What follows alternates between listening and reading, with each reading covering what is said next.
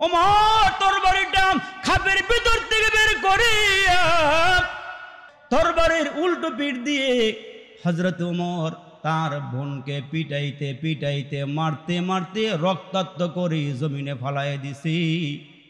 ভগ্নিপতির সহ পিটাইয়া জমিনে শোয়ায়া রাখছি। হযরতে ওমর হঠাৎ করে বোনের দিকে নজর দিছে, ভালো করিয়া নজর করিয়া দেখে শরীর থেকে রক্তগুলো বের হয়ে গেছে। হযরত ওমরের বোনের রক্ত দেখিয়া চিন্তায় পড়ে গেছে, আল্লাহ আমি কারে মারলাম, আমি কারে পিটাইলাম? আমার বোনের রক্ত আর আমার রক্তের মধ্যে তো কোনো পার্থক্য নাই। যার বাবাও এক মাও এক, আমার বাবা মা এক, হই আমি কারে মারলাম? হযরতে ওমর চোখের পানিগুলো ছেড়ে দিয়া ডাক দিয়া কয়, বোন রে, আমি বুঝি নাই তোরে মারছি, তোরে পিটাইছি। বোন গো, কি পড়তেছিলাত ওইটা কি আমার একটু দেখাইবানি? আল্লাহ নবী রহমতের নবী সরওয়ারে দু আলম রাতের নিশীতে মালিকের দরবারে হাত বাড়ায় ডাক দিয়ে কয়, মালিক, দুইজন ওমর আমি চাই। একজন ওমরের নাম ওই যে আবু জাহেল, আপনারা জানেন, ও মুসলমান, ওই আবু জাহেলের জন্য আর একজন ওমর রাদিয়াল্লাহু আনহুর জন্য, দুইজনের জন্য দোয়া করি। আল্লাহ ডাক দিয়া কয়, হাবিব, আপনি আমার দরবারে হাত বাড়াইতে দেরি হবে গো, আমি আল্লাহ আপনার মুনাজাত কবুল করতে দেরি করব না।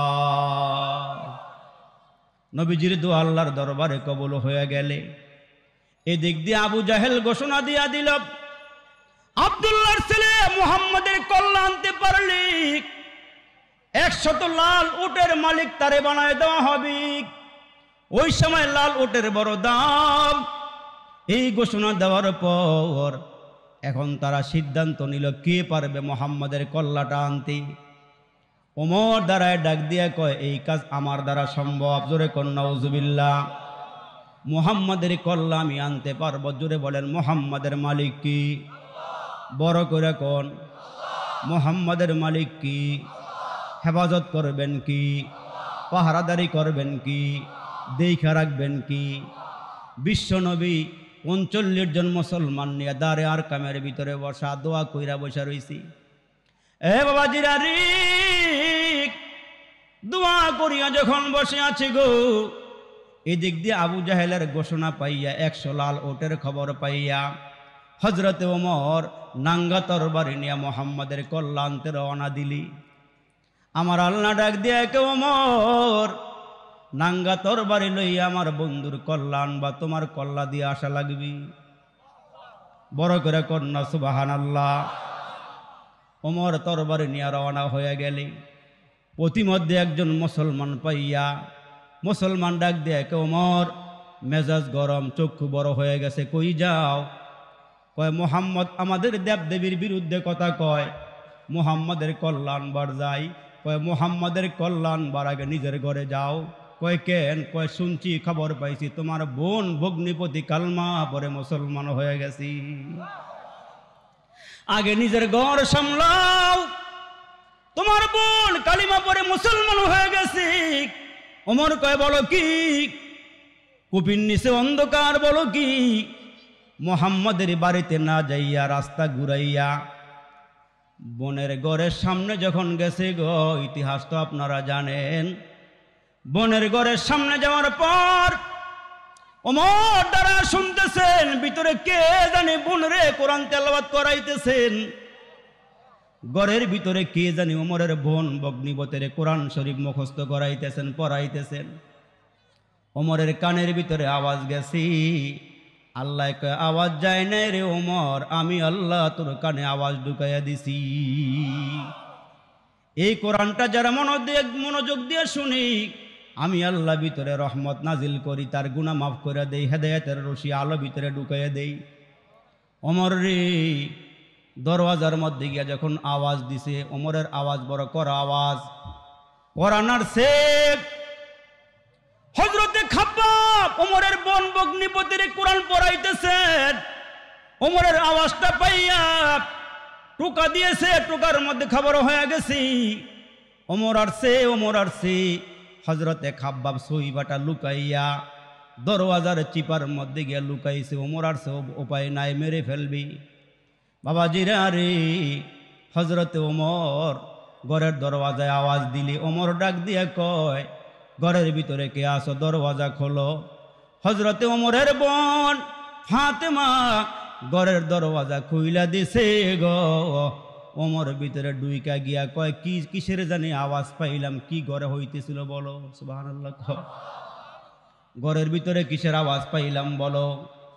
ফাতেমা ঈমান গ্রহণ করছে, ঈমান বড় মজবুত ঈমান। ডাক দিয়া কয়, ওমর কয়েকদিন আগে মুহাম্মাদের দরবারে গিয়া তোমার বগ্নি, তোমার বোন জামাইরে নিয়ে আমি সহকারে কালমা পরে মুসলমান হয়ে গেছি। আর দেরি করে নাই, ওমর তরবারিটা খাপের ভিতর থেকে বের করিয়া তরবারির উল্টো পিঠ দিয়ে হযরত ওমর তার বোনকে পিটাইতে পিটাইতে মারতে মারতে রক্তাক্ত করে জমিনে ফালাইয়া দিছি। ভগ্নিপতির সহ পিটাইয়া জমিনে শোয়ায়া রাখছি। হযরতে ওমর হঠাৎ করে বোনের দিকে নজর দিছে, ভালো করিয়া নজর করিয়া দেখে শরীর থেকে রক্তগুলো বের হয়ে গেছি। হযরত ওমরের বোনের রক্ত দেখিয়া চিন্তায় পড়ে গেছে, আল্লাহ আমি কারে মারলাম, আমি কারে পিটাইলাম? আমার বোনের রক্ত আর আমার রক্তের মধ্যে তো কোনো পার্থক্য নাই। যার বাবাও এক মাও এক, আমার বাবা মা একই, আমি কারে মারলাম? হযরতে ওমর চোখের পানিগুলো ছেড়ে দিয়া ডাক দিয়া কয়, বোনরি আমি বুঝি নাই তোরে মারছি, তোরে পিটাইছি। বোন গো, কি পড়তেছিলাত ওইটা কি আমার একটু দেখাইবানি? কি পড়তেছিল আমার একটু পড়াইবানি? ওমরের বোন ডাক দিয়া কয়, ভাই রে, আমরা যেইটা পড়তেছিলাম নাপাক হালাতে এটা ধরা যায় না, পড়তেও পারবা না। লা ইয়ামাসসুহু ইল্লাল মুতাহহারুন। ওমর ডাক দিয়া কয়, বোন রে কি করতে হবে বলো? ওমরের বোন ডাক দিয়া কয়, ভাই রে কি করতে হবে বলতেছো? চলো রে ভাই, বিশ্ব নবীর দরবারে আমরা যাই, বিশ্ব নবীর হাতে হাত দিয়া কালমা পরে আমরা মুসলমান হয়ে আসি। বাইরে আমরা যখন কালমা পড়েছি, বিশ্ব নবী সরওয়ারে দু আলম ঘোষণা দিয়েছি, মান ক্বালা লা ইলাহা ইল্লাল্লাহ, মান ক্বালা লা ইলাহা ইল্লাল্লাহ, মান ক্বালা লা ইলাহা ইল্লাল্লাহ ফাদাখালাল জান্নাহ, ফাদাখালাল জান্নাহ, ফাদাখালাল জান্নাহ। ওমর রে, আল্লাহর রাসূলের পবিত্র জবান দিয়ে ঘোষণা দিয়েছি, যে কালমাটা পড়বি আল্লাহ পাক তারে জান্নাতে ঢুকাইয়া দিবেন। যে কালমা পড়বে আল্লাহ পাক তারে জান্নাতের ফয়সালা করে দিবেন। তরবারি হাতে লইয়া ওমর কয়, চলো যাই। ওমর রওনা হয়ে গেছি সাহাবী আরকামের ঘরের দিকে। ওই দরওয়াজার সামনে একজন সাহাবী দাঁড়ায় আছে, নাম হলো হযরত আমির হামজা। নবীজির চাচা আমির হামজা। ওমর সরাসরি গিয়ে দাঁড়াইছি। আমির হামজা ডাক দেয়া কয়, কেন আসছু? মুহাম্মাদের কাছে কেন আসছু? কয়, তুমি ভিতরে ঢুকতে পারবা না। হামজা কয়, আমার সাথে বুঝা পরামর্শ করে তারপরে ভিতরে ঢুকবা। ওমর ডাক দিয়া কয়, হামজা রে, আমারে বাধা দিও না, আমি মুহাম্মাদের চেহারাটা এক নজর দেখার জন্য আসছি, আমারে বাধা দিও না।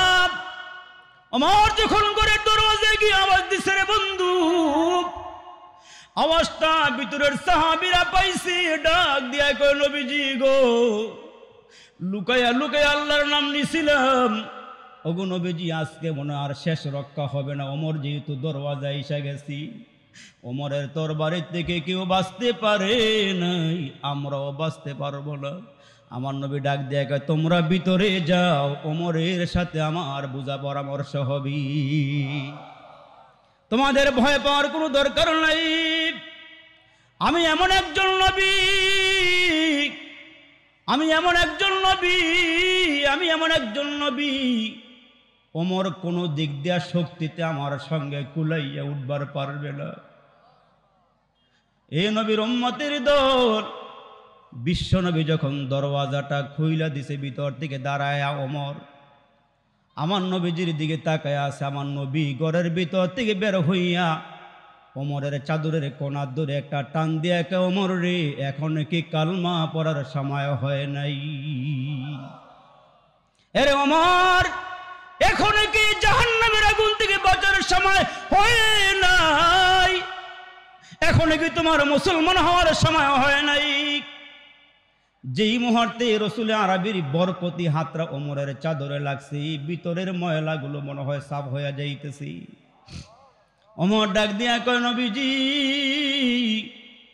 আমি তো খবর পাইছিলাম আপনি নাকি আমাদের দেবদেবীর বিরুদ্ধে কথা কন। আমি আপনাকে নাঙ্গা তরবারে নিয়ে আসছিলাম জবাই করে দেওয়ার জন্যে। ওগো নবীজি, আমি এতদিন পর্যন্ত আপনার সঙ্গে দুশ্মনী করছিলাম, আমার চোখের মধ্যে আপনার থেকে বড় দুশ্মন দুনিয়াতে আর কেউ ছিল না।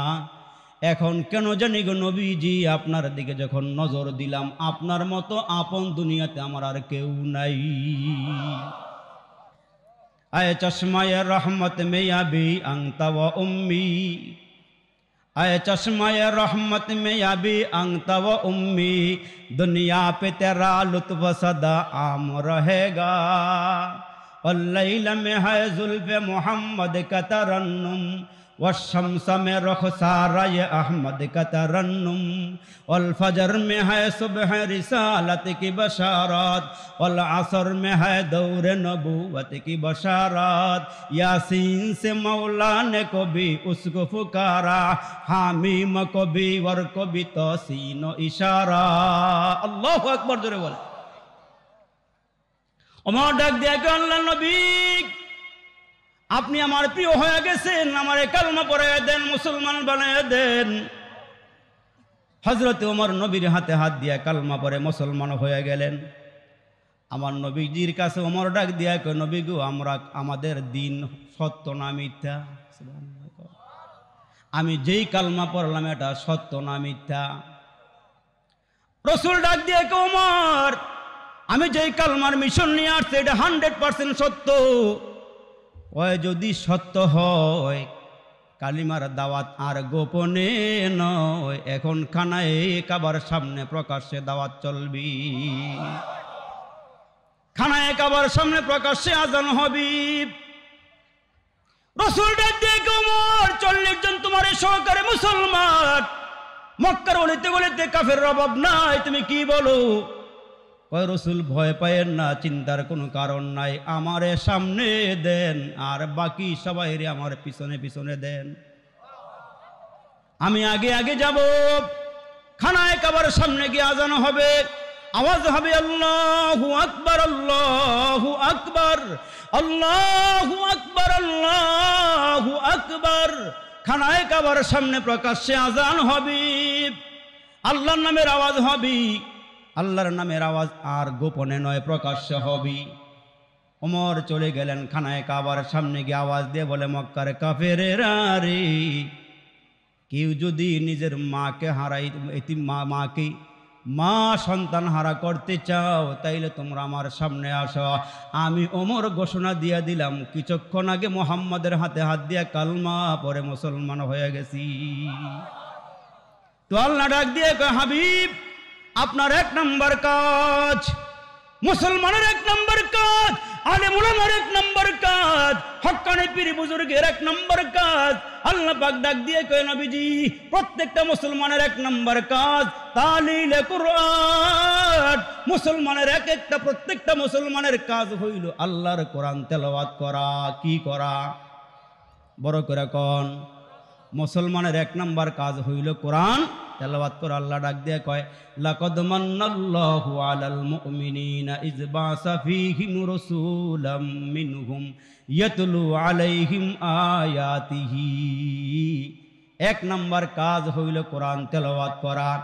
উম্মতের দল, তোমরা তো আমারে দেখো নাই, আমি রাসূল দুনিয়া থেকে বিদায় হয়ে গেলাম, কিন্তু আল্লাহ পাক কিয়ামত পর্যন্ত কোরআন হেফাজত করবেন মুসলমানের সিনায়। সুবহানাল্লাহ কর। আল্লাহ পাক বলেন, ও নবীজি, আপনার চিন্তার কোনো কারণ নাই, ইন্না নাহনু নাযালনা যিকরা ওয়া ইন্না লাহু লাহাফিজুন। আল্লাহ বলেন কোরআন নাজিল করছি আমি, কোরআন হেফাজত করনেওয়ালা কি? জোরে বলেন নাকি? আওয়াজ করে বলেন নাকি? এই জন্য তো 7 বৎসরের বালকের সিনার ভিতরে 30 পারা কোরআন ঢুকায় দেন কি?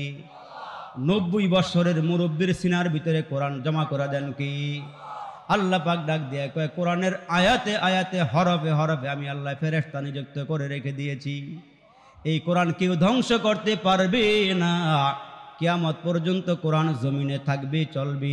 আল্লাহ রসুল বলেন বুঝো আর না বুঝো আল্লাহর কোরআন পড়বা, এক একটা হরফের বিনিময়ে আল্লাহ আমল নামার মধ্যে কমাস কম 10টা নেকি জমা করে দিবি।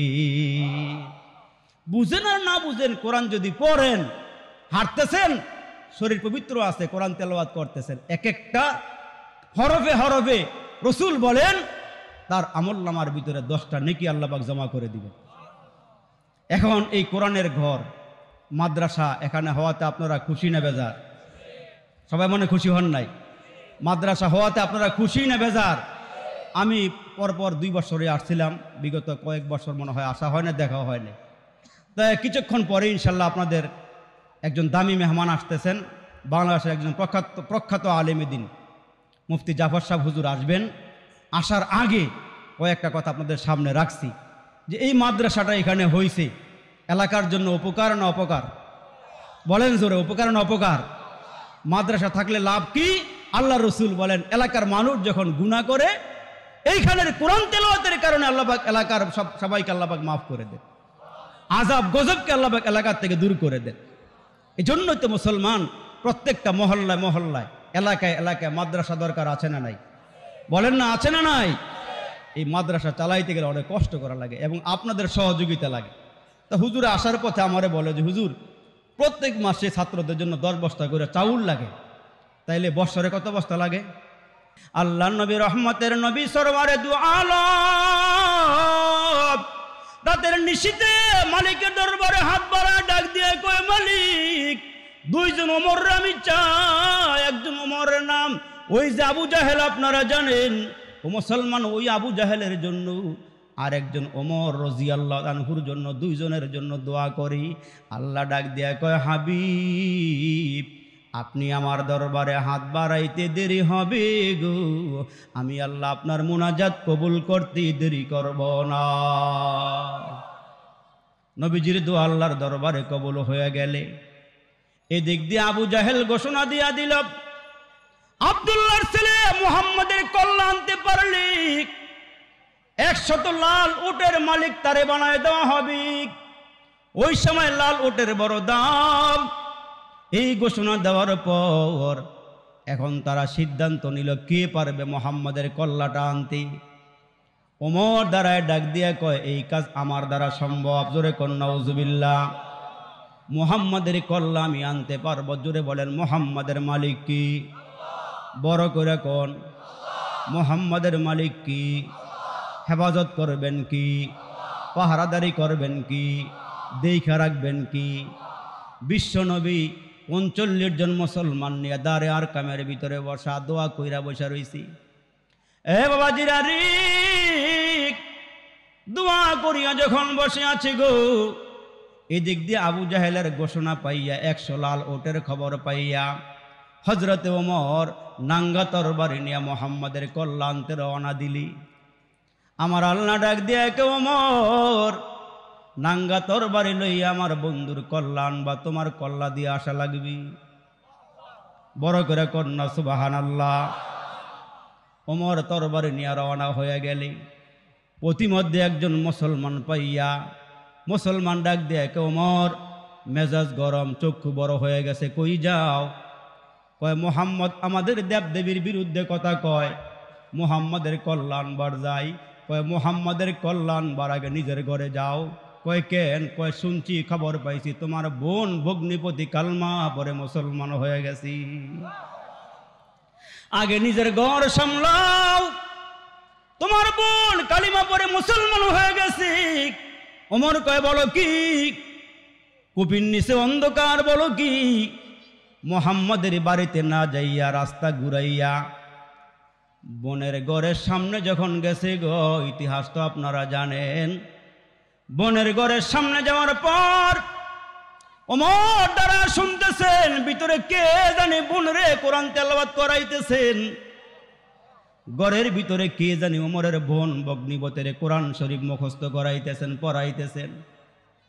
ওমরের কানের ভিতরে আওয়াজ গেছি, আল্লাহ আওয়াজ যায় নাই রে ওমর, আমি আল্লাহ তোর কানে আওয়াজ ঢুকাইয়া দিছি। এই কোরআনটা যারা মনোযোগ দিয়ে শুনি, আমি আল্লাহ ভিতরে রহমত নাজিল করি, তার গুনাহ মাফ করে দেই, হেদায়েতের রশি আলো ভিতরে ঢুকাইয়া দেই। ওমর রে দরওয়াজার মধ্যে গিয়া যখন আওয়াজ দিছে, ওমরের আওয়াজ বড় করা আওয়াজ, কোরআনার সে হযরতে খাব্বাব ওমরের বোন বগ্নিপতির কোরআন পড়াইতেছেন। ওমরের আওয়াজটা পাইয়া টোকা দিয়েছে, টোকার মধ্যে খবর হয়ে গেছি ওমর আসছে।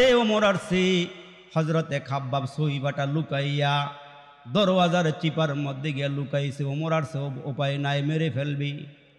বাবাজিরা রে, হযরতে ওমর ঘরের দরওয়াজায় আওয়াজ দিলি, ওমর ডাক দিয়ে কয়, ঘরের ভিতরে কে আসো, দরওয়াজা খোলো। হযরতে ওমরের বোন ফাতেমা ঘরের দরওয়াজা খুইলা দিছে গো। ওমর ভিতরে ডুইকা গিয়া কয়, কিসের জানি আওয়াজ পাইলাম, কি ঘরে হইতেছিল বলো? সুবহানাল্লাহ। ঘরের ভিতরে কিসের আওয়াজ পাইলাম বলো? ফাতেমা ঈমান গ্রহণ করছে, ঈমান বড় মজবুত ঈমান। ডাক দিয়া কয়, ওমর কয়েকদিন আগে মুহাম্মাদের দরবারে গিয়া তোমার বোন জামাইরে নিয়ে আমি সহকারে কালমা পরে মুসলমান হয়ে গেছি। আর দেরি করে নাই, ওমর তরবারিটা খাপের ভিতর থেকে বের করিয়া তরবারির উল্টো পিঠ দিয়ে হযরত ওমর তার বোনকে পিটাইতে মারতে রক্তাক্ত করে জমিনে ফালাইয়া দিছি। বগ্নিপতির সহ পিটাইয়া জমিনে শোয়ায়া রাখছি। হযরতে ওমর হঠাৎ করে বোনের দিকে নজর দিছে, ভালো করিয়া নজর করিয়া দেখে শরীর থেকে রক্তগুলো বের হয়ে গেছি। হযরত ওমরের বোনের রক্ত দেখিয়া চিন্তায় পড়ে গেছে, আল্লাহ আমি কারে মারলাম, আমি কারে পিটাইলাম? আমার বোনের রক্ত আর আমার রক্তের মধ্যে তো কোনো পার্থক্য নাই। যার বাবাও এক মাও এক, আমার বাবা মা এক, হয়ে আমি কারে মারলাম? হযরতে ওমর চোখের পানিগুলো ছেড়ে দিয়া ডাক দিয়া কয়, বোন রে, আমি বুঝি নাই তোরে মারছি, তোরে পিটাইছি। বোন গো, কি পড়তেছিলাত ওইটা কি আমার একটু দেখাইবানি? কি পড়তেছিল আমার একটু পড়াইবানি? ওমরের বোন ডাক দিয়া কয়, ভাই রে, আমরা যেইটা পড়তেছিলাম নাপাক হালাতে এটা ধরা যায় না, পড়তে পারবা না। লা ইয়ামাসসুহু ইল্লাল মুতাহহারুন। ওমর ডাক দিয়া কয়, বোন রে, কি করতে হবে বলো? ওমরের বোন ডাক দিয়া কয়, ভাই রে, কি করতে হবে বলতেছো? চলো রে ভাই, বিশ্ব নবীর দরবারে আমরা যাই, বিশ্ব নবীর হাতে হাত দিয়া কালমা পড়ে আমরা মুসলমান হয়ে আসি। বাইরে আমরা যখন কালমা পড়েছি, বিশ্ব নবী সরওয়ারে দু আলম ঘোষণা দিয়েছি, মান ক্বালা লা ইলাহা ইল্লাল্লাহ, মান ক্বালা লা ইলাহা ইল্লাল্লাহ, মান ক্বালা লা ইলাহা ইল্লাল্লাহ ফাদাখালাল জান্নাহ, ফাদাখালাল জান্নাহ, ফাদাখালাল জান্নাহ। ওমর রে, আল্লাহর রাসূলের পবিত্র জবান দিয়ে ঘোষণা দিয়েছি, যে কালমাটা পড়বি আল্লাহ পাক তারে জান্নাতে ঢুকাইয়া দিবেন। যে কালমা পড়বে আল্লাহ পাক তারে জান্নাতের ফয়সালা করে দিবেন। তরবারি হাতে লইয়া ওমর কয়, চলো যাই। ওমর রওনা হয়ে গেছি সাহাবী আরকামের ঘরের দিকে। ওই দরওয়াজার সামনে একজন সাহাবী দাঁড়ায় আছে, নাম হলো হযরত আমিরে হামজা। নবীজির চাচা আমিরে হামজা। ওমর সরাসরি গিয়ে দাঁড়াইছি। আমিরে হামজা ডাক দেয়া কয়, কেন আসছু? মুহাম্মাদের কাছে কেন আসছু? কয়, তুমি ভিতরে ঢুকতে পারবা না, হামজা কয় আমার সাথে বুঝা পরামর্শ করে তারপরে ভিতরে ঢুকবা। ওমর ডাক দিয়া কয় হামজা রে আমারে বাধা দিও না, আমি মুহাম্মাদের চেহারাটা এক নজর দেখার জন্য আসছি, আমারে বাধা দিও না। ওমর যখন করে দরওয়াজায় গিয়ে আওয়াজ দিছে রে বন্ধু, আওয়াজটা ভিতরের সাহাবীরা পাইছে, ডাক দিয়া কয় নবীজি গো, লুকায়া লুকায়া আল্লাহর নাম নিছিলাম, ওগো নবীজি আজকে মনে আর শেষ রক্ষা হবে না। ওমর যেহেতু দরওয়াজায় এসে গেছি, ওমরের তরবারির থেকে কেউ বাঁচতে পারে নাই, আমরাও বাঁচতে পারবো না। আমার নবী ডাক দিয়ে কয় তোমরা ভিতরে যাও, ওমরের সাথে আমার বুঝা পরামর্শ হবে, তোমাদের ভয় পাওয়ার কোনো দরকার নাই। আমি এমন একজন নবী, আমি এমন একজন নবী, আমি এমন একজন নবী, ওমর কোনো দিক দিয়া শক্তিতে আমার সঙ্গে কুলাইয়া উঠবার পারবে না। এই নবীর উম্মতের দল বিশ্ব নবী যখন দরওয়াজাটা খুইলা দিছে, ভিতর থেকে দাঁড়ায় ওমর আমার নবীজির দিকে তাকায় আছে। আমার নবী ঘরের ভিতর থেকে বের হইয়া ওমরের চাদরের কোনার ধরে একটা টান দিয়ে কে ওমর রে, এখন কি কালমা পড়ার সময় হয় নাই? এরে ওমর, এখন কি জাহান্নামের আগুন থেকে বাঁচার সময় হয় নাই? এখন কি তোমার মুসলমান হওয়ার সময় হয় নাই? যেই মুহূর্তে রসুল আরবির বরকতি হাতরা ওমরের চাদরে লাগছে, ভিতরের ময়লাগুলো মনে হয় সাফ হয়ে যাইতেছি। ওমর ডাক দিয়া কয় নবীজি, আমি তো খবর পাইছিলাম আপনি নাকি আমাদের দেবদেবীর বিরুদ্ধে কথা কন, আমি আপনাকে নাঙ্গা তরবারে নিয়ে আসছিলাম জবাই করে দেওয়ার জন্যে। ওগো নবীজি, আমি এতদিন পর্যন্ত আপনার সঙ্গে দুশ্মনী করছিলাম, আমার চোখের মধ্যে আপনার থেকে বড় দুশ্মন দুনিয়াতে আর কেউ ছিল না। এখন কেন জানি গো নবীজি, আপনার দিকে যখন নজর দিলাম, আপনার মতো আপন দুনিয়াতে আমার আর কেউ নাই। আয়ে চশমায়ে রহমত মে আবি আংতা ওয়া উম্মি, आए चश्माए रहमत में अभी अंगता व उम्मी, दुनिया पे तेरा लुत्फ सदा आम रहेगा। और लैल में है जुल्फ़ मोहम्मद का तरन्नुम, वशम्स में रुखसारा ये अहमद का तरन्नुम, और फजर में है सुबह रिसालत की बशारत, और असर में है दौर नबूवत की बशारत। यासीन से मौला ने को भी उसको पुकारा, हामीम को भी वर को भी तौसीन इशारा। अल्लाहु अकबर जोरे बोले। ওমর ডাক দিয়া কয় আল্লাহর নবী, আপনি আমার প্রিয় হয়ে গেছেন, আমারে কালমা পড়াইয়া দেন, মুসলমান বানাইয়া দেন। হযরত ওমর নবীর হাতে হাত দিয়া কালমা পড়ে মুসলমান হয়ে গেলেন। আমার নবীজির কাছে ওমর ডাক দিয়া কয় নবী গো, আমাদের দিন সত্য না মিথ্যা? আমি যেই কালমা পড়লাম এটা সত্য না মিথ্যা? রাসূল ডাক দিয়া কয় ওমর, আমি যেই কালমার মিশন নিয়ে আসছি এটা 100% সত্য। ওই যদি সত্য হয়, কালিমার দাওয়াত আর গোপনে নয়, এখন খানায় কাবার সামনে প্রকাশ্যে দাওয়াত চলবি, খানায় কাবার সামনে প্রকাশ্যে আজান হবি। রাসূল ডাক দিয়ে ওমর, 40 জন তোমার সহকারে মুসলমান, মক্কার অলিতে গলিতে কাফেরের অভাব নাই, তুমি কি বলো? কয় রাসূল ভয় পায়েন না, চিন্তার কোনো কারণ নাই, আমারে সামনে দেন আর বাকি সবাইরে আমার পিছনে পিছনে দেন, আমি আগে আগে যাব। খানায় কাবার সামনে গিয়ে আজান হবে, আওয়াজ হবে আল্লাহু আকবার, আল্লাহু আকবার, আল্লাহু আকবার, আল্লাহু আকবার। খানায় কাবার সামনে প্রকাশ্যে আজান হবে, আল্লাহর নামের আওয়াজ হবে, আল্লাহর নামের আওয়াজ আর গোপনে নয় প্রকাশ্য হবে। ওমর চলে গেলেন খানায় কাবার সামনে গিয়ে আওয়াজ দিয়ে বলে, মক্কার কাফেরেরা রে, কেউ যদি নিজের মাকে হারাই, মাকে মা সন্তান হারা করতে চাও তাইলে তোমরা আমার সামনে আসো। আমি ওমর ঘোষণা দিয়ে দিলাম, কিছুক্ষণ আগে মুহাম্মাদের হাতে হাত দিয়া কালমা পরে মুসলমান হয়ে গেছি।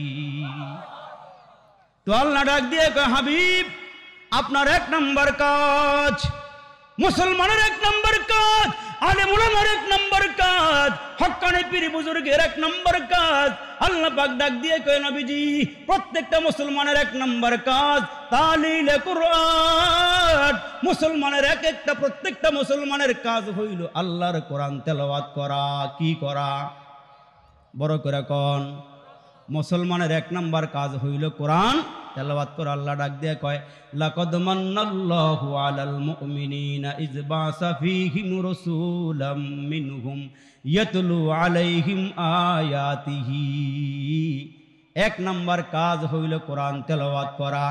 উম্মতের দল, তোমরা তো আমারে দেখো নাই, আমি রাসূল দুনিয়া থেকে বিদায় হয়ে গেলাম, কিন্তু আল্লাহ পাক কিয়ামত পর্যন্ত কোরআন হেফাজত করবেন মুসলমানের সিনায়। সুবহানাল্লাহ কোন? আল্লাহ পাক বলেন, ও নবীজি আপনার চিন্তার কোনো কারণ নাই। ইন্না নাহনু নাযালনায যিকরা ওয়া ইন্না লাহু লাহাফিজুন। আল্লাহ বলেন, কোরআন নাজিল করছি আমি, কোরআন হেফাজত করেনওয়ালা কি? জোরে বলেন নাকি? আওয়াজ করে বলেন নাকি? এই জন্য তো 7 বৎসরের বালকের সিনার ভিতরে 30 পারা কোরআন ঢুকায় দেন কি? 90 বৎসরের মুরব্বীর সিনার ভিতরে কোরআন জমা করে দেন কি? আল্লাহ পাক ডাক দিয়ে কয়, কোরআনের আয়াতে আয়াতে হরফে হরফে আমি আল্লাহ ফেরেশতা নিযুক্ত করে রেখে দিয়েছি। এই কোরআন কেউ ধ্বংস করতে পারবে না, কিয়ামত পর্যন্ত কোরআন জমিনে থাকবে, চলবে। আল্লাহ রসুল বলেন, বুঝো আর না বুঝো, আল্লাহর কোরআন পড়বা, এক একটা হরফের বিনিময়ে আল্লাহ আমল নামার মধ্যে কমস কম 10টা নেকি জমা করে দিবি। বুঝেন আর না বুঝেন, কোরআন যদি পড়েন, হাঁটতেছেন, শরীর পবিত্র আছে, কোরআন তেলাওয়াত করতেছেন, এক একটা হরফে হরফে রসুল বলেন তার আমল নামার ভিতরে 10টা নেকি আল্লাহ পাক জমা করে দিবেন। এখন এই কোরআনের ঘর মাদ্রাসা এখানে হওয়াতে আপনারা খুশি না বেজার? সবাই মনে খুশি হন নাই? মাদ্রাসা হওয়াতে আপনারা খুশি না বেজার? আমি পরপর 2 বছরে আসছিলাম, বিগত কয়েক বছর মনে হয় আসা হয় না, দেখা হয় না। তাই কিছুক্ষণ পরে ইনশাল্লাহ আপনাদের একজন দামি মেহমান আসতেছেন, বাংলাদেশের একজন প্রখ্যাত আলেম দ্বীন মুফতি জাফর সাহেব হুজুর আসবেন। আসার আগে কয়েকটা কথা আপনাদের সামনে রাখছি, যে এই মাদ্রাসাটা এখানে হয়েছে এলাকার জন্য উপকার না অপকার? বলেন জোরে, উপকার না অপকার? মাদ্রাসা থাকলে লাভ কি? আল্লাহ রসুল বলেন, এলাকার মানুষ যখন গুনাহ করে, এইখানের কোরআন তেলাওয়াতের কারণে আল্লাহ পাক এলাকার সবাইকে আল্লাহ পাক মাফ করে দেন, আযাব গজবকে আল্লাহ পাক এলাকার থেকে দূর করে দেন। এই জন্যই তো মুসলমান প্রত্যেকটা মহল্লায় মহল্লায়, এলাকায় এলাকায় মাদ্রাসা দরকার, আছে না নাই? বলেন না, আছে না নাই? এই মাদ্রাসা চালাইতে গেলে অনেক কষ্ট করা লাগে এবং আপনাদের সহযোগিতা লাগে। তা হুজুর আসার পথে আমারে বলে যে, হুজুর প্রত্যেক মাসে ছাত্রদের জন্য 10 বস্তা করে চাউল লাগে, তাইলে বৎসরে কত বস্তা লাগে?